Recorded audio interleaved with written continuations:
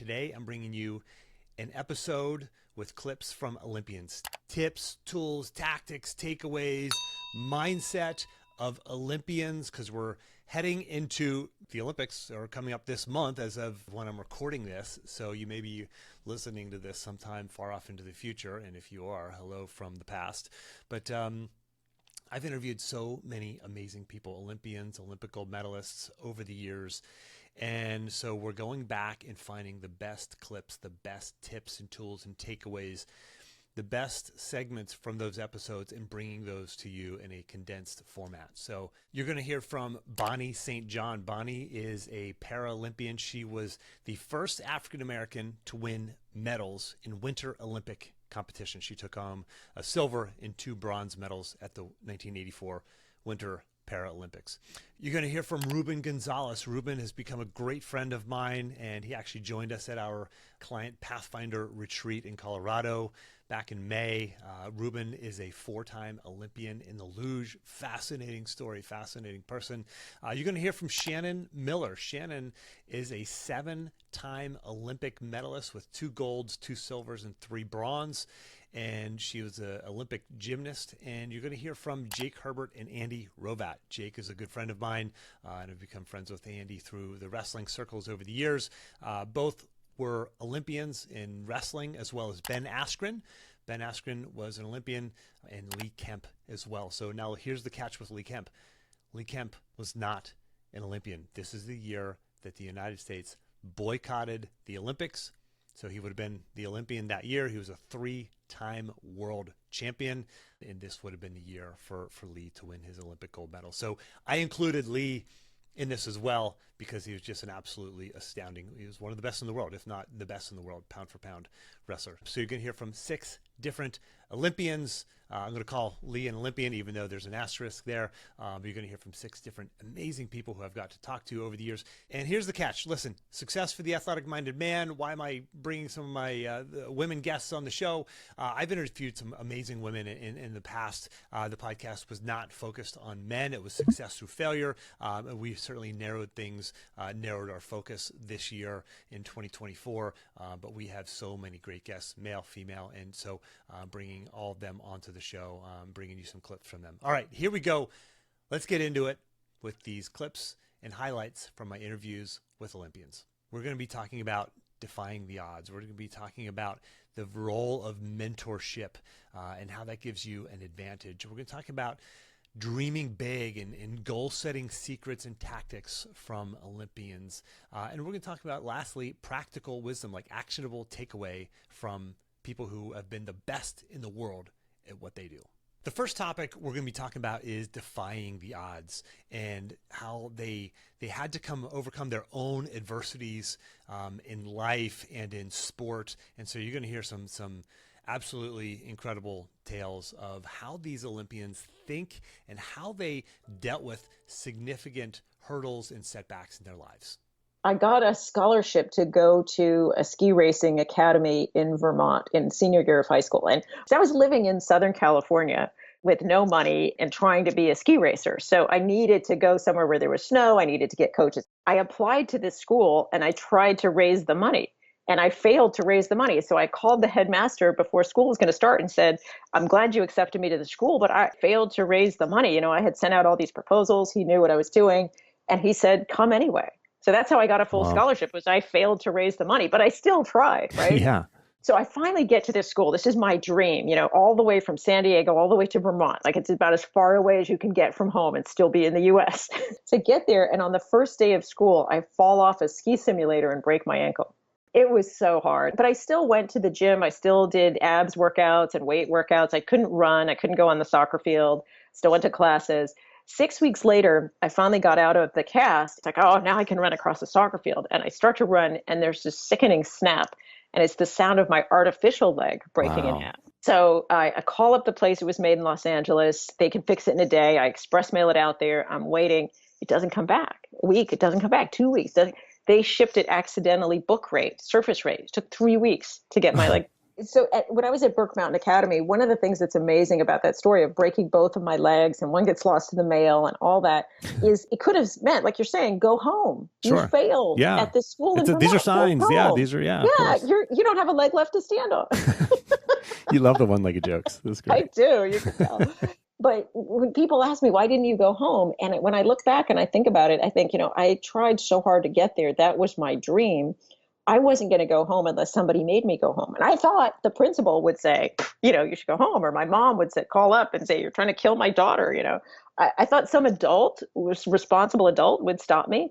But in the absence of that, I wasn't going to stop myself. And if you don't stop yourself, if you don't let failure stop you inside yourself, what can stop you? Wrestling, I think, saved my life, if not literally, almost literally. I mean, I was at such a low point in my life that some very close friends that understood me and were trying to help me, they got me back into wrestling. I mean, literally, I'd been out of wrestling for 14 years, literally. In 2006, John Bardis, a good friend of mine, we were college roommates, actually, at Wisconsin. He ended up later transferred to Arizona, University of Arizona. But John invited me to the World Championships, and he was the team leader for the Greco-Roman team. And so he was very involved in USA Wrestling. So he brought me to Colorado Springs and literally got me a position, coaching position with on that 2006 World Team. And then 2007, I was one of the junior world team coaches. And in 2008, I was the Olympic coach. None of that would have happened without John, really, John Bardis, but bringing me back into wrestling. And coming back into wrestling, it was a healing environment. It was an environment that, I guess you would say I was like coming home. And it sort of put me on a healing path. And it put me on a path of just feeling good about myself again, if you want to call it that. And it put me on a path of realizing what my passion was. And it was trying to help these young men and women win Olympic gold medals and world medals. So I've been on that path ever since then. So wrestling played a very integral part in that. Right before the Olympics, like the 2 months before the Olympics or 3 months before, there's going to be 7 World Cup races. And so I want to train at all these different tracks to start getting good there. And so I went to Eagles and I was sliding well. This year with this new sled, I've had a breakthrough where I'm able to control it a lot better. A clean run means that you didn't even brush any wall. And I'd never had more than 4 clean runs in a row till earlier this year. I was training in Park City, Utah earlier this year, January and February, and I think I got 7 in a row. Man, that's awesome. And I was up at Eagles and I had 8, right? New record. And so I crossed the finish line and I hit a rut where bobsleds break and it threw me into the wall and it threw me off the sled. But that was okay. I mean, I banged up my hand and my chest a little bit, but mainly bruised ego. And the sled went on ahead to the 15th curve and hit a patch of snow where it just stops. And so whenever there's a wreck, right, a crash at any track in the world, the announcer, right, because it's like an air traffic controller, he's got cameras where he sees what's going on, and he says, hold on track. So up at the top is Grayson Laffer, a kid from Australia. So I crash, and I walk up to 15 to pick up my sled, because I can't just walk off the track and leave the sled for somebody else to hit it. That'd be crazy. So I pick up the sled, and I'm carrying it, and I'm about 20 yards away from the exit of the track, the exit we take. And I hear this, look out, look out, look out. And then next thing I know, I'm flying through the air. So instead of saying, hold on track, they said, track is clear for Grayson Laffer. Doom. And he just, he came right into me and he hit me. And he was going fast. I mean, at that point, he's probably going 60. And it was a miracle that we're both alive. What actually happened, and I was carrying the sled like bag, like luggage, old style without the wheels, right? Just hanging. And as he came up, he lifted his legs and he put his body back down because he was already braking. He put his body back down to try to go under me, but he lifted his legs and his sled hit the back of my sled. And it's 50 pounds, okay? And it flew off like a Frisbee. And the impulse of him throwing me just made me spin around where his sled went right under mine, didn't even touch my feet because he would have just clipped my foot off probably. There wasn't even an ambulance there. So if something like that had happened, probably would have bled to death before anything happened. And then my sled that's flying over him, he somehow slid right under it and it didn't hit him. So that was we had guardian angels all over the place. But when I fell, I landed badly on my elbow and dislocated my arm. So that's it. I'm done. And it was all negligence on part of the track. I mean, it's ridiculous. That track has a bad reputation for being fairly easy to do, but after the finish line, all bets are off. It's really stupid. So coach said, don't take your first flight back to the States. Stick around and a few extra days. You got to grieve this. You have to let yourself go through all the different stages and take advantage of it. Okay, what can we take advantage of right now? Well, you could be at the track next to the different coaches and listening to what they're telling the different athletes. And in between, you can ask questions and learn more about that part of the sport. And so I did. It pretty much robbed me of a month of training, which I need dearly to reach a level where I've never been before. I mean, but coach says I got a shot. So I'm not going to listen to my doubts. I'm going to listen to his knowledge, and I'm going to submit to his leadership because he's got fruit on the trees. He's done it. He says, hey, I got a shot. Fine. What do we got to do? And came back and went from the cast to this big clunky brace. And then the brace came off, and then starting to do exercises, to get my range of motion. And every morning when I woke up, even if I had been doing lots of stretching, it was back to 0.1, which is very disconcerting, right? And the doctor said, it's going to be like that for several months, okay, where it's pretty stiff in the morning. But every day I'm getting more and more range of motion, and I'm doing different types of exercises and upping the weights and building it up. Everything's a challenge, and once in a while, a wrench gets thrown into the works, and you have to regroup, right? And the goal doesn't change, right? You don't move the goal. The goal stands, right? You just change the play if the last play didn't work, and you come up with a different game plan, but quitting is not an option. Okay, now let's move to our next topic, which is mentorship advantage. Let's hear some stories of guidance and support and how these Olympians had coaches and mentors in their lives and how they helped them, shortcut that path to success. I knew I wanted to coach, but I didn't think coaching was an actual profession. To me, it's more of a hobby. It's what I enjoy doing, but I couldn't see myself working for a university because, that is dealing with more red tape than actual being involved in a sport and loving what you're doing. And I don't want to have to log every phone call I make, every text message I send. That's not who I am, and it's not how I operate and work. And Jake could attest to that. But, since I retired in 2012, I kind of was floating around a little bit trying to figure this out. And, it wasn't until Callum Russell came from being unseated to winning the U.S. Open, I got my first real job offer, which was the exact same thing I was doing in Ann Arbor, but for twice as much money. And when I turned that down, I turned it down to, go into business for myself. And that's when, I talked to Jake and, I proposed that, we do all this together and, because I knew what his passion was. And then from there, it was learning what to do because I'd never been involved in business and business, just like, wrestling, it's about learning. And when I went over to Russia to learn the best way to train for wrestling, it's the same thing. When you're trying to build businesses, you want to surround yourself with mentors. You want to surround yourself with, people who have done things, greater than you have done, people who are currently doing great things and learning. And, Jake hit on this a little bit just now is the power. Power is not being able to do something one time. Power is being able to do it anytime you want. The difference between having a great coach and having a bad coach is enormous for kids, especially when they're growing up, not only for their wrestling abilities, but for life in general, having that good male influence in their life. And if we can provide a great wrestling experience better than what they're getting, then that's a benefit to the community, a benefit to the kids. So we almost feel like it's our obligation to do as much as possible. And when we talk about wrestling people working in their business, I would love to just go in and coach wrestling every single day. I would enjoy that much more than planning on how are we going to run this business 5-10 years into the future and how are we going to grow it. That's not nearly as fun to me as coaching wrestling, but I also see it as my obligation. The first thing I tell people who say to me that they want to improve their situation, no matter what it is is you first have to be committed. And the word committed means a lot of things to a lot of different people. Committed to some people just means showing up every day.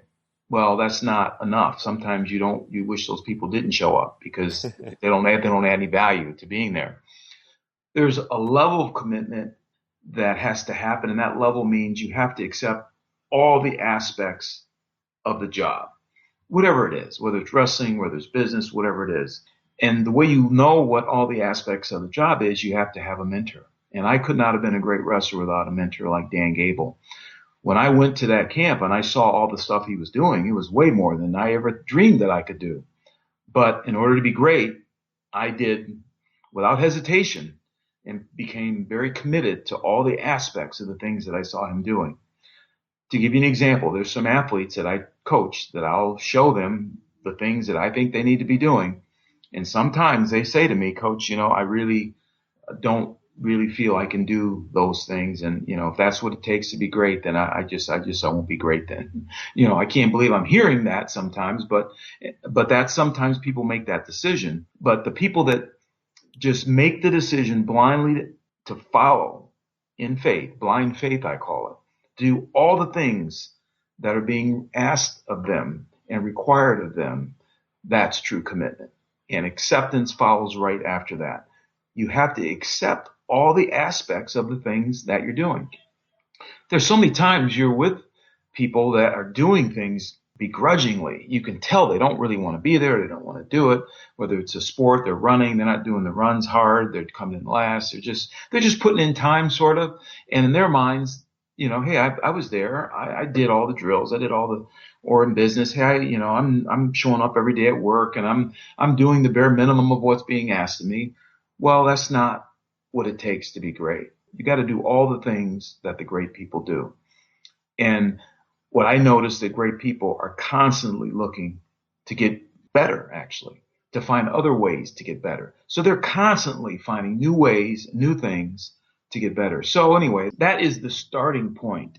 That is the starting point, is commitment and acceptance of all the things that the job entails. Okay, let's hear from Olympians and how they dream big. You have to dream big. If you think you have a shot at being the best in the world or among the best in the world, you have to dream big. So let's talk about goal-setting secrets from Olympic incredibly legends. Important. I think it's true. If you don't have a goal, then you don't know where you're headed. Now, saying that, it's great to have a long-term goal. My coach used to sit us down on the floor exercise at the beginning of every season, and we had to write down, and I mean black and white, ink on paper, we had to write down those long-term goals. So, what did we want to accomplish that year? Well, I want to make it to the state meet. Eventually I would write, I want to represent the United States at the Olympic Games. And then he made us turn that over, because it's great to have a goal, but how are you going to get there? And I think that's a lot of times where we fall short, is we have this great goal, but we don't really work every single day. We don't have a specific task each day in order to get us there. So what were the things I could come into the gym every single day and work on that would further me in getting that goal?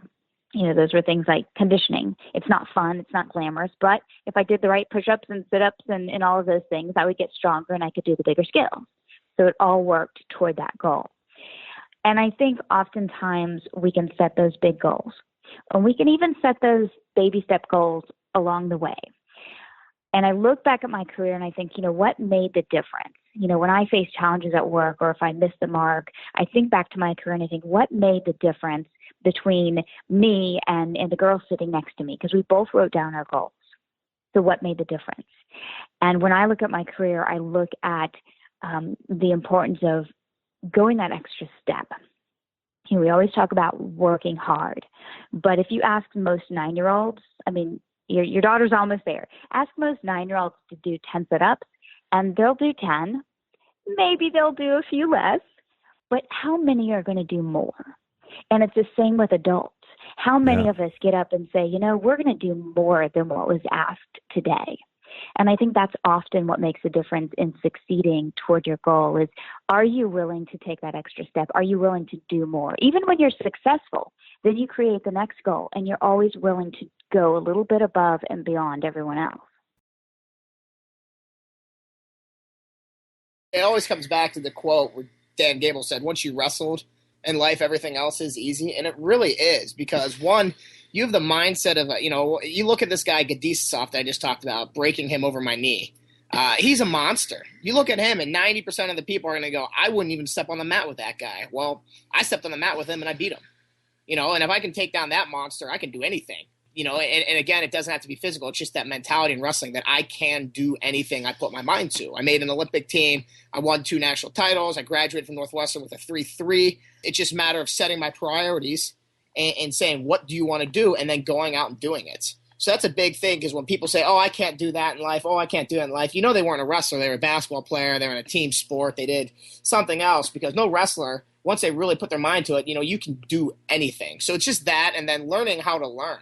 I've probably have failed over 90% of the shots I've taken in my entire life. I've not finished, especially if you count the ones in the practice room and everything. So you take that into account, and failing is learning. So there's no way, if you continue to go after something, you can't fail. You really can't fail, because failure is defined, as not reaching a goal that you set. Well, if I set the goal, that means I control if I fail or not. And you don't really fail until you stop trying or you quit. So if you want to be a rock star and you say, oh, I want to be a rock star, and then all of a sudden at 27 you give up on it, you failed because you quit. But if you go your whole life wanting to be a rock star, you might not reach the level of rock starness that you wanted to reach, but you can spend your whole life doing that. And there you are at 90 years old, and you're like, I spent my entire life doing what I love, chasing my music, chasing my passion, chasing my career, and I have no regrets, because I put everything into it that I have. I'm an unlikely Olympian because I'm not a great athlete. I'm not super fast, super strong. I'm just like your neighbor.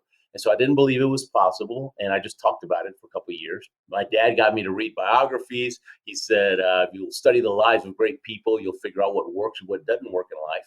And I kept seeing perseverance over and over. And so I thought, hey, sounds like these people are a bunch of hardheads. And my mom always called me a hardhead. So I thought maybe I got a little bit of what it takes. And so I made a decision at 12 years old. Ruben doesn't quit anything anymore, because I realized not quitting, perseverance is not a guarantee, but at least you still got a shot. You're still in the game. But if you quit, it's all over. By high school, my nickname was Bulldog, because other kids started noticing that I was tenacious. And when I was 21, I'm watching the Olympics. I see Scott Hamilton win the gold medal in figure skating. He's about 110 pounds soaking wet. My image of an Olympian was like Arnold Schwarzenegger plus more muscles than that, right? And huge. And I see Scott Hamilton, he just shattered my paradigm. I thought, wow, he gave me hope. I thought, if that little guy can win, I can at least play. I'm going to be in the next ones no matter what. I just got to find a sport at 21. And I picked the luge because I thought I need to find a sport that fits me, right? My superpower was perseverance. I was Bulldog. So I thought, I need a sport that's so tough. Sport's got so many broken bones in it. There'll be lots of quitters, only I won't quit. That's where it'll stand out. And I went to Lake Placid, took up the luge. They crammed 10 years of luge training into just 2 years. I got hurt a lot, broke a bunch of bones, but I just kept coming back. And then the last 2 years started competing internationally to try to be one of the top 50 men that would get to compete in the Olympics. And I became the first person to ever compete in 4 Winter Olympics in 4 different decades. First one's at 88 Calgary, 92 Albertville. Took a 7-year break. Then my coach talked me back into it, started training, and I made the Salt Lake City Olympics. I was 39 then. And then took another 6-year break, and I started training again, made the Vancouver Olympics. I was 47. By then, everybody thought I was a coach or coach's dad or something. And after another really long break now, it's been over 10 years, I got the itch again. And I've got a new sled, and it's fast, and it goes where it's supposed to go. I didn't even know my old sled was squirrely. I thought it was me. And I'm mentally stronger. I'm older and wiser. Things that I'm more coachable now. When coach says something, I don't take it as a suggestion. I take action right away. And that sent the improvement curve, through the roof. And even though this next coming Olympics, the 2026 games in Milan Cortina, only 25 men are going to get to go. I need to be better than ever. And coach says, look, it's a long shot, but you got a shot because you're improving and they're not. Okay, so you need enough runs where you can catch these guys. And so that's all I need to hear. If he says I got a shot, that's all I need to hear. And so we're going for it and trying to make number 5 in 5 decades and become the oldest Winter Olympian in history. 100-year-old record would be broken from that.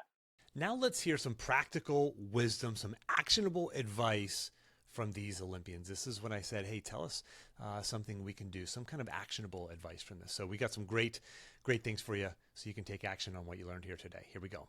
And so I would say if there's something that you're passionate about, like you want to write a book or you want to start a podcast or you want to paint a picture or something that maybe you're not doing in your work now, but you would like to be, find an hour a week to do it.